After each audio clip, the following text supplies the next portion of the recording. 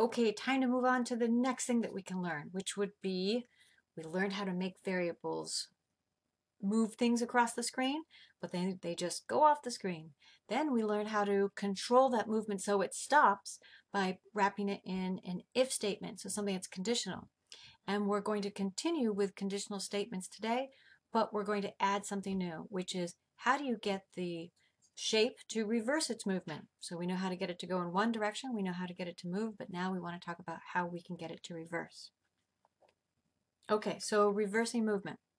First, let's just review the steps that we go through to get things to move. Up here, step 1 and 2 together. I declared or initialized my variable as a float type, calling it x, and I am declaring it to equal 0. Then step 3, I'm using it in my shape. Step 4, I'm increasing that variable so that way it will increase its number, which will look like movement going on the x-axis. So this would be an ellipse moving across. Review getting things to move as a condition. This is what you've been doing more recently. So we still have step 1 and step 2. Here's our step 3. And here's our step 4. But now we only let step 4 happen if this condition is met. So if the condition is that x is less than 450, run this code. So when it starts out, is x less than 450? Yes, because x when it starts out is 0. So it can run this code, the same code that we saw before in this example here. It'll just keep increasing by 10 until it hits 450, and then it's going to stop. And it's going to bounce out, and it would run the next bit of code. So now we have to ask ourselves, what would we possibly have to do to be able to get this to reverse so that it could go to 450 and then go back down to 0 and then go back up to 450 and then go back down to 0 and so on and so forth. So in other words, this value here, the 10, needs to sometimes be plus 10 and other times needs to be negative 10. Right? So if it is at 450, we now want it to become negative 10, so it starts subtracting from x. And then once it hits 0, we'd want it to go back to being positive 10, so it could start adding and bring it back up. So how can we do this? Well, we can do this by taking this value of 10, which by the way is just an example number. This could be any value that you've decided you want to increase your variable by. It might be 1, 3, could be a decimal if you made it a float, any number. So I'm just using the number 10 as an example. You don't have to have it at 10. But if I take that number 10 and I multiply it by negative 1, it now becomes negative 10, right? So it started out as a positive times a negative makes a negative. So now I have it going in the negative. That's what I said I need sometimes, right? Once it hit 450, I wanted to start counting backwards. Then when it hits 0, if I have a negative times a negative, it becomes a positive. So once it's negative 10, if I could then switch it and have it multiply by negative 1, it'll become a positive again. So if this number is going to be changing back and forth, sometimes it's positive and sometimes it's negative. In other words, it's varying, it's changing its value, right? What do you think we need to change 10 into? Do you think we can keep it as 10, just a hard-coded number? Can't hear you.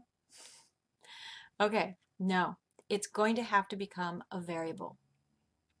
So now we're going to have a new variable that we're going to add.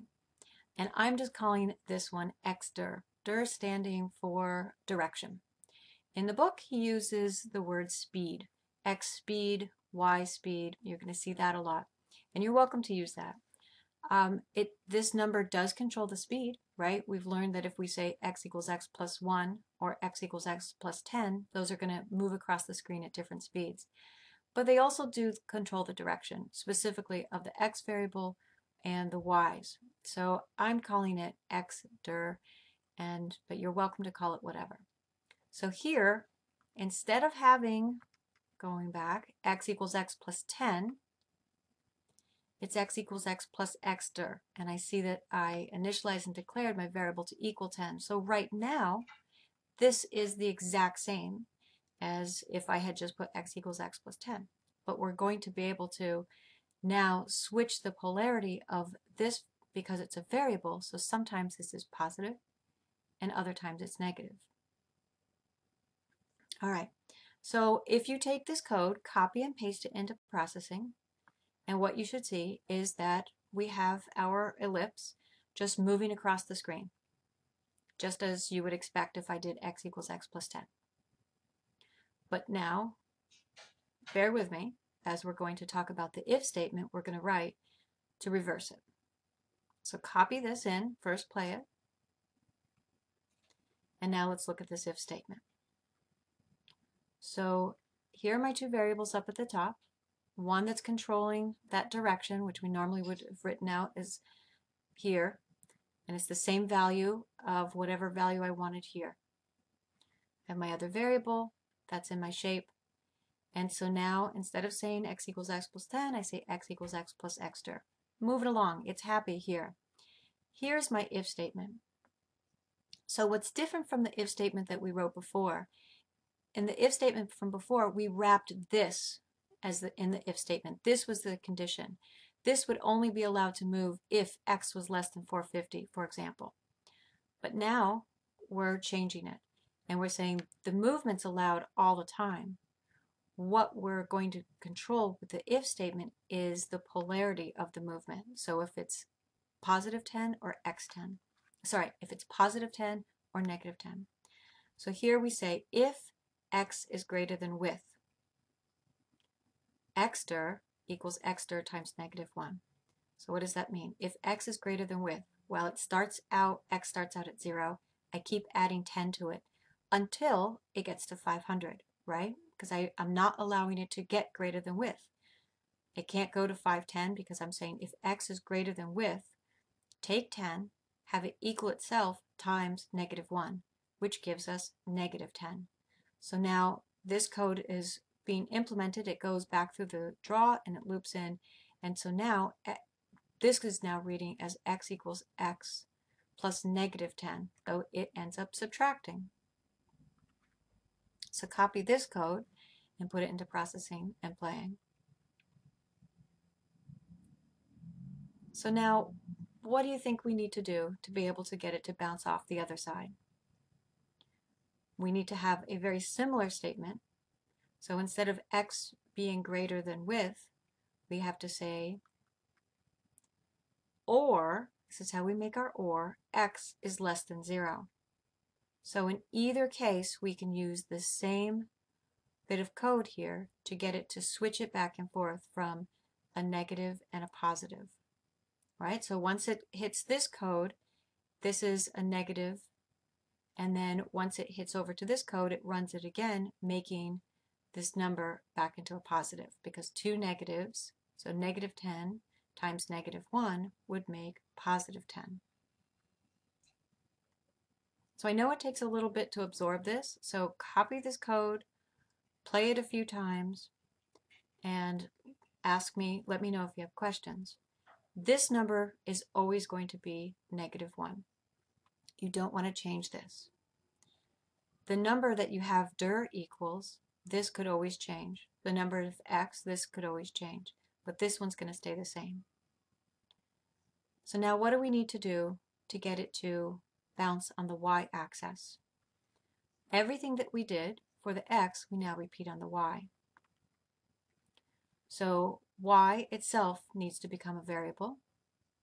And then I need to have a variable that is going to control the direction of my y. So I'll call it y dir. So I'm going to use the variable in the shape. And then just like I increased my x, I'm going to increase the y plus the y dir, which I had said before was going to equal 2. And now I'm going to write a new if statement. So right after my first one, when this is closed out, I put in a new one.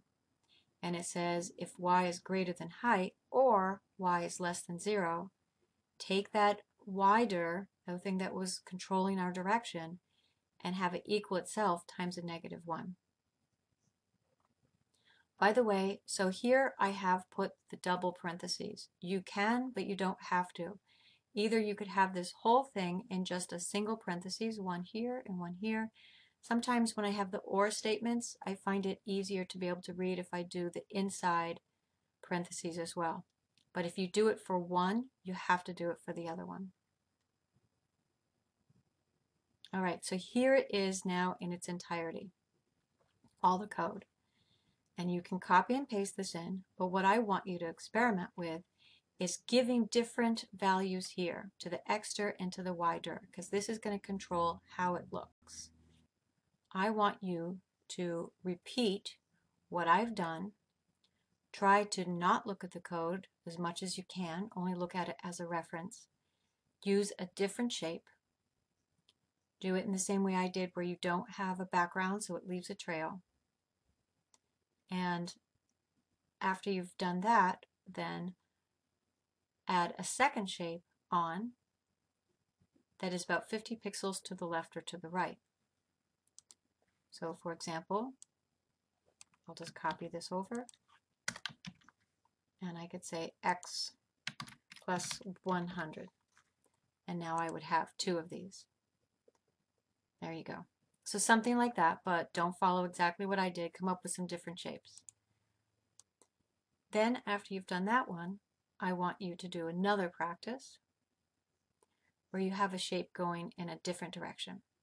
So that one can't use the same variables. You have to create another set of variables and for the second shape. So maybe you have one shape that's coming down this way, and then you have another one that's starting here and going up this way.